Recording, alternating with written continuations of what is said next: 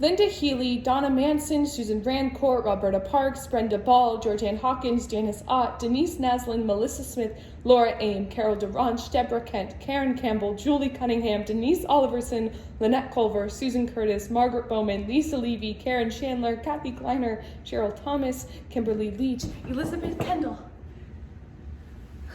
Thank you.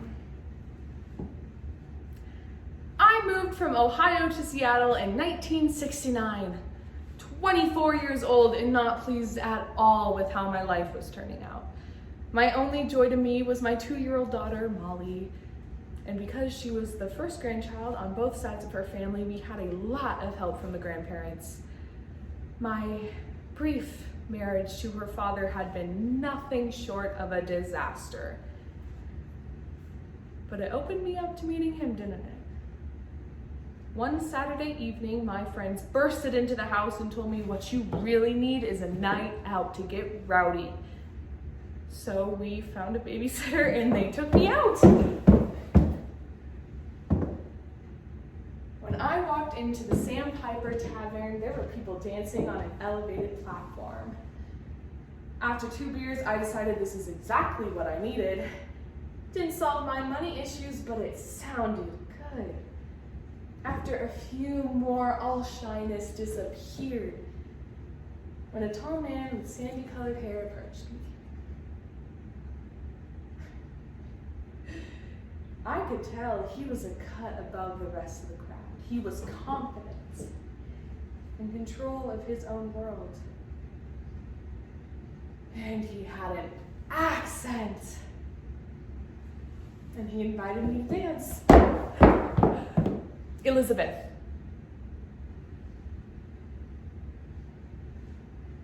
In 2017, the movie Extremely Wicked, Shockingly Evil, and Viral made news headlines after showcasing a new perspective on the murders taking place in the 1970s.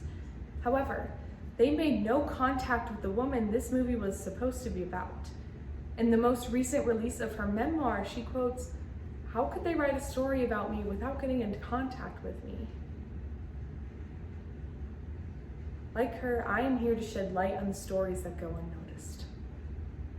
Because you never know when it's going to be someone you know, or you. Her true story of life with a man she didn't know. The Phantom Prince by Elizabeth Kendall.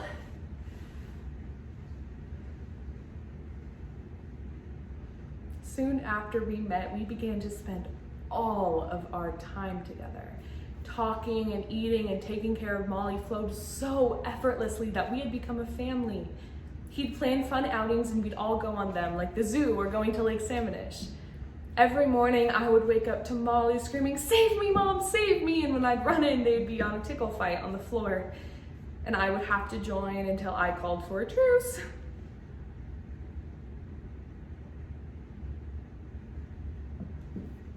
Then it started. In January, a young woman disappeared from her own room.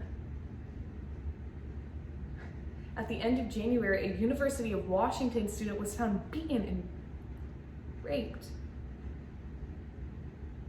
In February, a young girl disappeared from her front lawn, and she was Molly's age. I, like every woman in the neighborhood, was mortified and deeply disturbed by what was happening. I remember one time I had just gotten home from taking Molly on a walk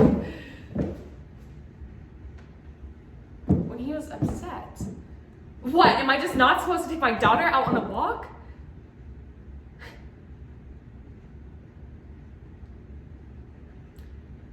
He told me I could never be sure what was out there and to take him with us next time. And here I thought he was just getting jealous. But that was how our relationship worked. I was going crazy. And I would yell at him and he would just have a perfectly reasonable explanation for everything. One time when I was snooping, you know how snoopy I am, and I found a plaster of Paris in the back of his desk drawer. Then I also remembered that in our closet, He had a pair of crutches. Neither of us had any broken bones, so I confronted him about it. He told me you can never be sure when you're gonna break a leg, right? Here. We laughed it off. But the disappearances continued. And shortly after, he had dropped out of law school. This surprised me more than anything else. All he wanted to be was a lawyer. He had one other hang-up that surprised me as well. He said it always disturbed him that his family was middle class. He deserved more than that, and maybe he did, so he began stealing things, and I didn't agree with it.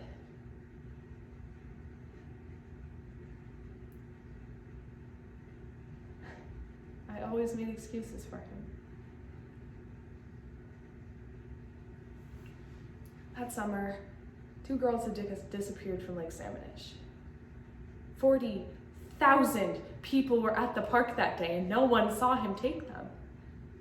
People saw him, and there was a rough sketch going around. I remember when I came into work one day, one of my male coworkers handed me a photo. What is this? It was a sketch being put out by the Seattle Times. At the bottom, he underlined a name. His name.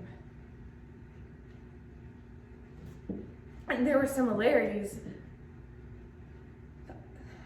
The eyes, and the hair, and jawline,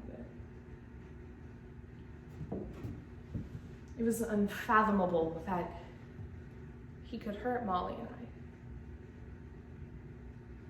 I thought I was just going crazy. I mean, I remember calling up an old friend one day and I just told her everything that I knew because the photo looked exactly like him, and it said that he had expensive wearing clothes and he had an accent and his arm was in a sling. And I've been thinking about his morals. You know how he steals things. Right.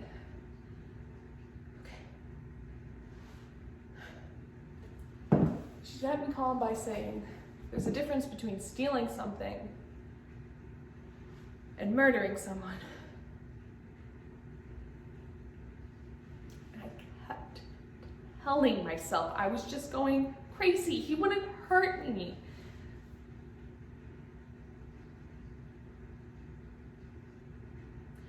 On July 4th of that year, we went out to the Lake Salmonish. We put a giant tube out into the water. And for a couple of hours, we were just drifting. After a while, he looked up at me. And then he lunged at me and held my head under the water.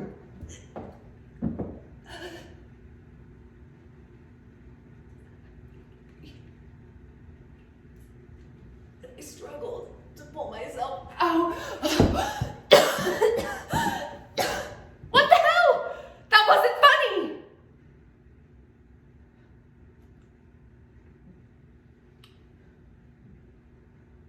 But it wasn't him staring back at me. It wasn't him staring back at me. Someone else. It was evil. Let go. And he told me if I ever told anyone about this, he'd break my neck.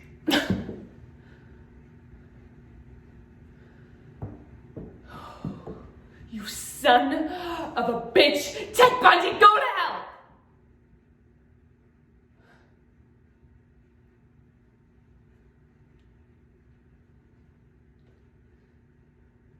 I said the name of every woman he afflicted. How long before you knew who it was about? I get why some people are obsessed with him. figuring him out. I questioned for years why the same man I loved could do these cruel and horrible things. I just had to tell myself, he's crazy, and being sane, you'll never understand crazy. Give up, live your life, you still have it. That is a gift. You still have your life. Don't waste it.